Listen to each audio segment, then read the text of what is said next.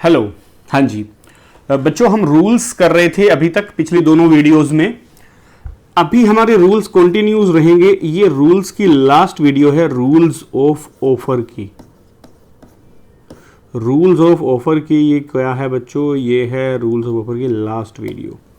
ठीक है, ध्यान देना बच्चों। नेक्स्ट रूल क्या है? नेक्स्ट रूल है कि ऑफर का कम्युनिकेशन होना जरूरी है। सर आज जाहिर सी बात है, जाहिर सी बात है, जब तक ऑफर का कम्युनिकेशन ही नहीं होगा सामने वाली पार्टी को ऑफर पता ही नहीं चलेगा, और सामने वाली को ऑफर पता ही नहीं चलेगा तो उसको एक्सेप्टेंस कैसे करेगी? ये चीज सर मेंशन करने की क्या जरूरत है कि ऑफर का कम्युनिकेशन करना जरूरी है? ऑफर का कम्युनिकेशन ही नहीं होगा तो सामने वाली पार्टी एक्सेप्टेंस कैसे करेगी? ये तो मतलब एक अंडरस्टूड चीज है, या आप यूं कह सकते हो sir it is the inherent nature. मान लो मैं अपना घर बेचना चाहता हूं तो मैं किसी को बोलूंगा तभी तो वो सामने वाला खरीदेगा ना। लेकिन बेटा सिर्फ खरीदने बेचने की चीज नहीं है ना, और भी बहुत सारी चीजें हो सकती है। मैं एग्जांपल देता हूं आपको। एक जो है बंदा है, हमने बंदे का नाम रख लिया मान लो गौरी दत्त। क्या बंदे का नाम रख लिया? गौरी दत्त। गौरी दत्त का एक रिश्तेदार, हम कह सकते हैं उसका भतीजा, ठीक है, उसका भतीजा है, उसके घर में कोई किड है, उसकी फैमिली के अंदर कोई किड है, या आप यू कैन से कि उसका रिलेटिव है। गौरी दत्त का जो रिलेटिव है वो गुम हो गया है, गुम हो गया है, ठीक है। उसने अनाउंस कर दिया, उसने अनाउंस कर दिया क्या कि जो उसे ढूंढ के लाएगा उसको मैं 500 रुपये इनाम दूंगा।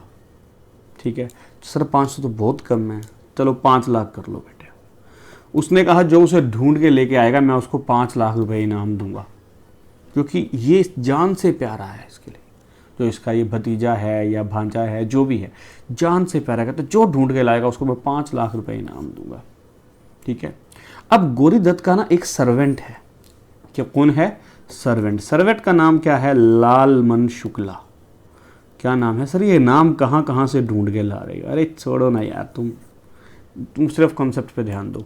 नौकर का नाम क्या है? इसके सर्वेंट का नाम क्या है? लालमन शुक्ला। लालमन शुक्ला वैसे ही किसी दूसरे शहर में गया हुआ था, किसी वजह से कोई काम करने गया हुआ था, ठीक है, और उसको दिखा कि इसका भतीजा तो यहाँ घूम रहा है, ठीक है।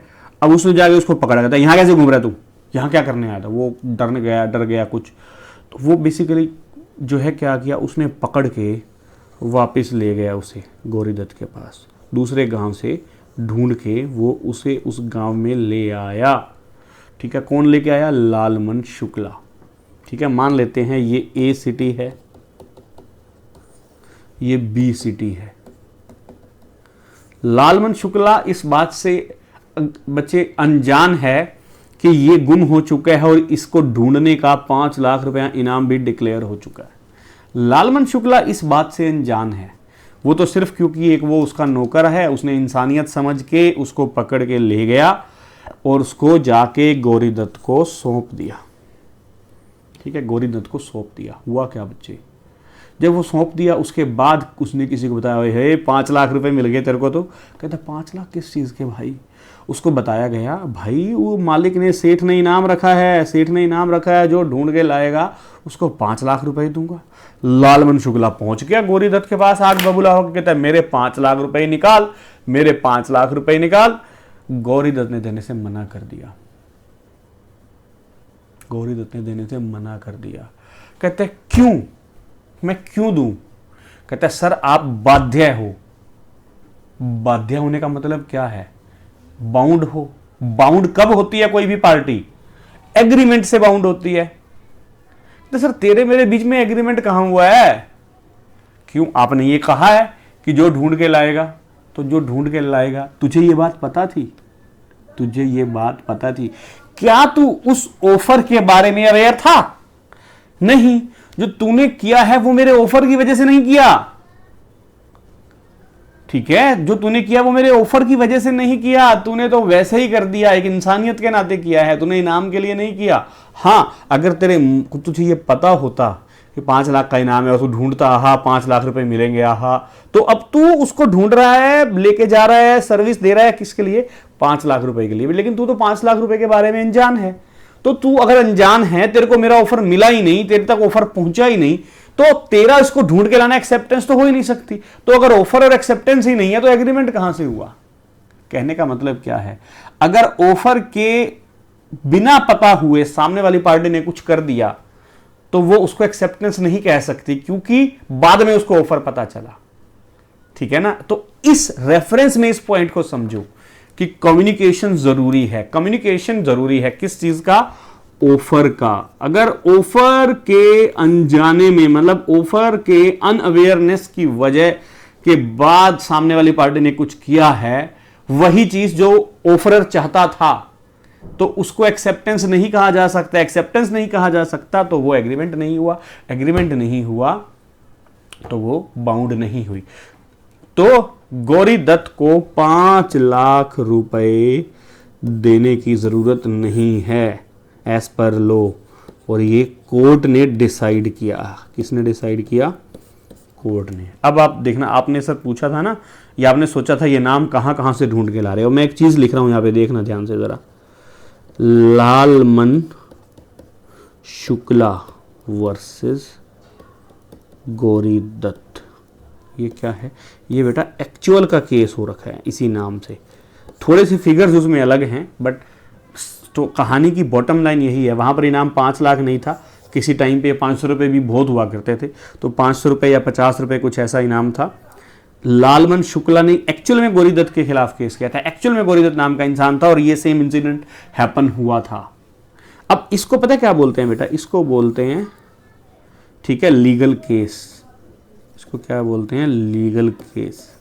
हमेशा जो पार्टी केस करती है उसका नाम पहले आता है। इसको हम क्या बोलते हैं? इसको हम बोलते हैं, इसको जिसने केस किया है उसको हम क्या बोलते हैं? डिफेंडेंट। डिफेंडेंट। इसको बोलते हैं प्लेंटिफ। ये कौन है? ये पार्टी वो है जो केस को डिफेंड कर रही है, इसलिए ये डिफेंडेंट है। ठीक है, ये प्लेंटिफ जो केस करता है। ठीक है, तो जो केस करता है उसका नाम पहले आता है हमेशा। ठीक है, लालमन शुक्ला वर्सेस गौरी दत्त। ठीक है, ये केस था। कौन से ईयर का था? आपके नोट्स में गिवन है, आपके स्टडी मेट में भी गिवन होगा ये डेफिनेटली। तो ये लालमन शुक्ला वर्सेस गौरी दत्त का केस था, जिसमें यह एस्टेब्लिश हुआ कि कम्युनिकेशन ऑफ ऑफर जरूरी है। और इतना ही नहीं, इसका थोड़ा गहरा मतलब ये है कि किसी पार्टी ने अनजाने में कुछ किया तो उस अनजाने में किए गए काम को कभी भी एक्सेप्टेंस नहीं कहा जा सकता। अनजाने में किए गए काम को एक्सेप्टेंस नहीं कहा जा सकता। हाँ सर, यहां पर लालमन शुक्ला अपनी तरफ से खुद कह देता, हाँ मैं तुझे 5 लाख रुपए दूंगा, तूने एक बढ़िया काम किया, मैं तुझे 5 लाख रुपए दूंगा, वो फिर 5 लाख देने से बाउंड हो जाएगा। ठीक है, वो क्यों होगा वो मैं आपको बताऊंगा। वो किसी वजह से होगा, वो उसका लीगल प्रोविजन अलग से दिया हुआ है, लेकिन वो आपको बाद में बताऊंगा। लेकिन अगर लालमन शुक्ला अपनी मर्जी से चाहे तो दे सकता है 5 लाख रुपए, सॉरी गौरी दत्त 5 लाख रुपए अपनी मर्जी से चाहे तो दे सकता है, लेकिन लालमन शुक्ला का ये पैसे मांगने का राइट नहीं है। ठीक है, तो ये रूल हो गया, ऑफर मस्ट बी कम्युनिकेटेड। आपको दिखाता हूं नोट्स के अंदर, ये देखिए जरा। An offer to be complete must be communicated to the person to whom it is made. Unless the offer is communicated, there can be no acceptance. An acceptance of offer, ध्यान देना, ये line पढ़ो, ये line आपके लिए काम की। An acceptance of an offer in ignorance of the offer is not accepted and does not create any right of the acceptor. ठीक है, ये G sent his servant। ठीक है, यहां पर क्या है बेटे, मैंने कहा था ना एक्चुअल केसेस थोड़े से अलग थे। ठीक है, जी ने खुद कहा है सर्वेंट को कि जा तू ढूंढ के आ, मेरे भतीजे को ढूंढ के आ। When the servant had left, जब वो चला गया, जी announce a reward of ₹500 to the anyone who traces the missing boy. एल फाउंड, लालमन ने उस लड़के को ढूंढा और घर लेके आया। जब वो लेके आया तब उसको पता चला, came to know about the offer of reward, he filed a suit against G to recover. It was held that L was not entitled, L को कोई हक नहीं है बिकॉज वो ऑफर के बारे में उसको जानकारी ही नहीं है। आगे देखो, आगे वाला पॉइंट भी बच्चे बड़ा इंटरेस्टिंग है, इस चीज को आप थोड़ा सा ध्यान से समझेंगे।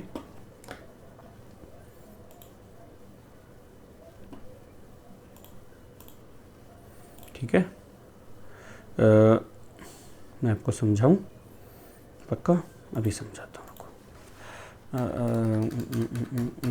ध्यान दे ज़रा, यहाँ से मैं थोड़ी सी जगह बना लूँ आपको समझाने के लिए। मैं आपको यहीं पे समझाता हूँ, ध्यान दे। देखो क्या कहता है, इस लाइन को ध्यान देना बेटा, इस लाइन को मैंने क्या कहा, ध्यान देना। लाइन बड़ी इंटरेस्टिंग है, ध्यान दो। Offer should not contain a term जिसका non compliance of which would amount to acceptance. क्या कह रहा है, ऑफर के अंदर रूल है, क्या रूल है, ऑफर के अंदर ऐसी टर्म नहीं होनी चाहिए कि नॉन कंप्लायंस को एक्सेप्टेंस मान लिया जाएगा। मैं लिख रहा हूं एक बार बच्चे, ताकि आपको अच्छे से समझ आ जाए क्या कह रहा है। अगर ऑफर के अंदर कुछ ऐसी टर्म यूज हो रही है क्या, जिसमें non compliance is equal to acceptance, ऐसा अगर ऑफर में लिखा गया है, अगर ऑफर में ऐसा लिखा गया है कि नॉन कंप्लायंस को मैं एक्सेप्टेंस मान लूंगा, तो ये जो आपका ऑफर है ये ऑफर ही वैलिड नहीं है।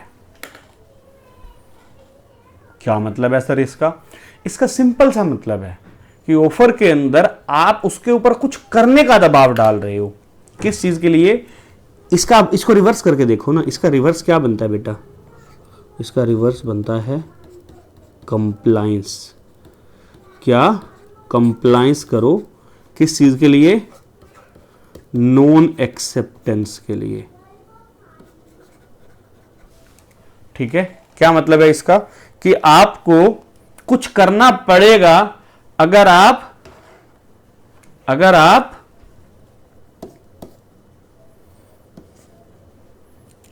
आपको कुछ करना पड़ेगा। इसका मतलब बता रहा हूं मैं आपको, इसका दूसरी भाषा में इसका मतलब क्या है।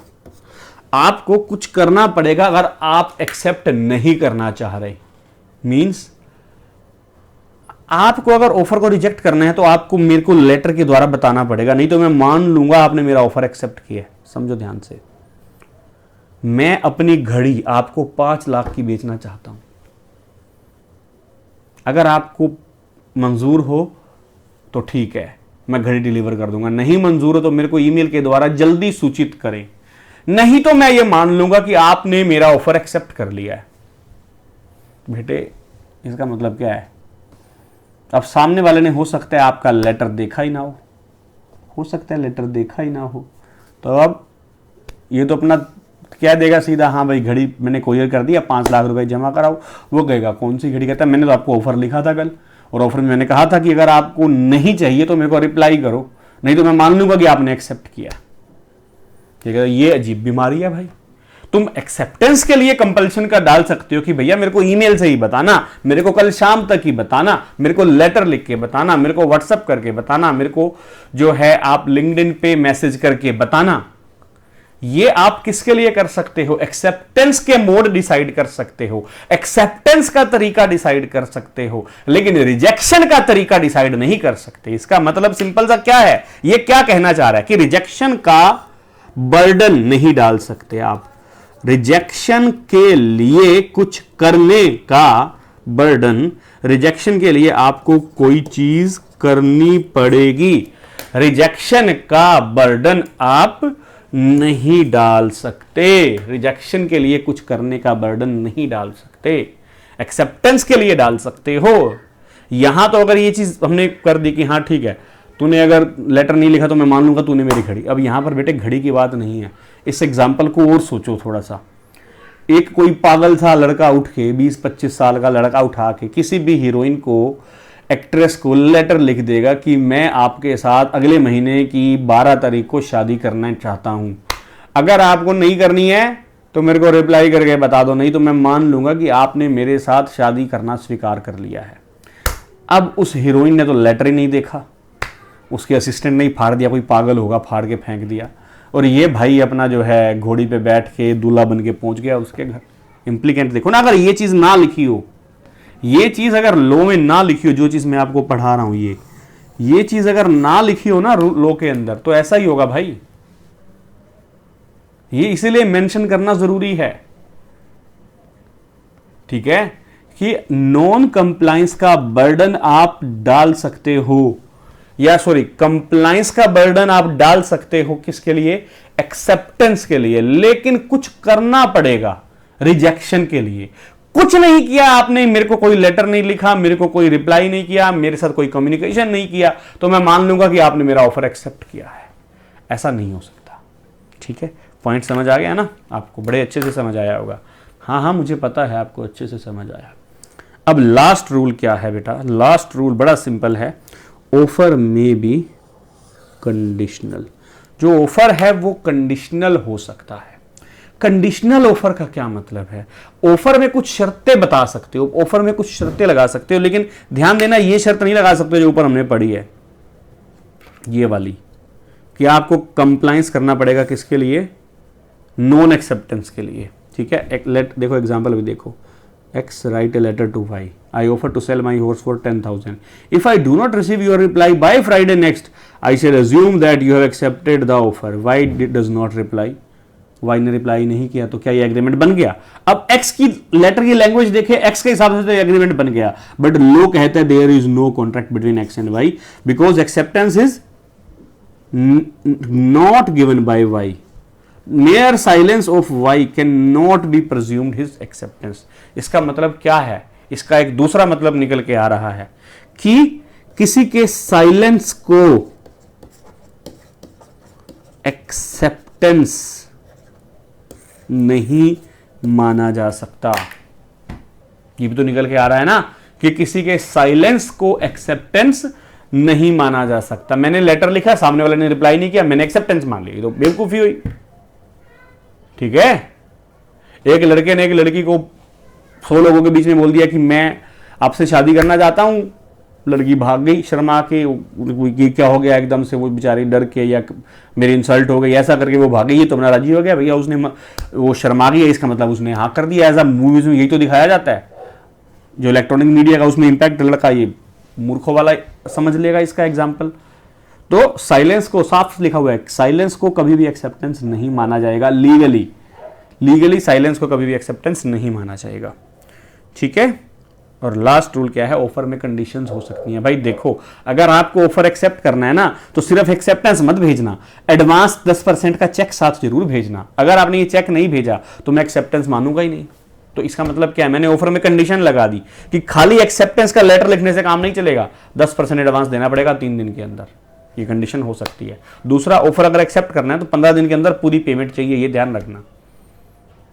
तो ये क्या है? कंडीशनल ऑफर है। तो कंडीशंस लगाई जा सकती हैं ऑफर में कुछ करने को लेके। अगर आपको एक्सेप्ट करना है तो एक्सेप्टेंस के साथ कंडीशंस लगाई जा सकती हैं, लेकिन रिजेक्शन के साथ कंडीशन नहीं लगाई जा सकती कि अगर आपको रिजेक्ट करना है तो ऐसा करना पड़ेगा, नहीं तो मैं एक्सेप्टेंस मान लूंगा, ठीक है। जैसा कि 6th और 7th पॉइंट हमने पढ़ा। तो इसी के साथ बेटा जो ये वाले जो हैं ऑफर के रूल्स इस वीडियो में खत्म हो रहे हैं। अगली वीडियो में हम पढ़ेंगे टाइप्स ऑफ ऑफर, और बड़ा इंटरेस्टिंग है, उसको छोड़ना मत, उसको जरूर देख लेना इसी वीडियो के immediately next. Thank you very much.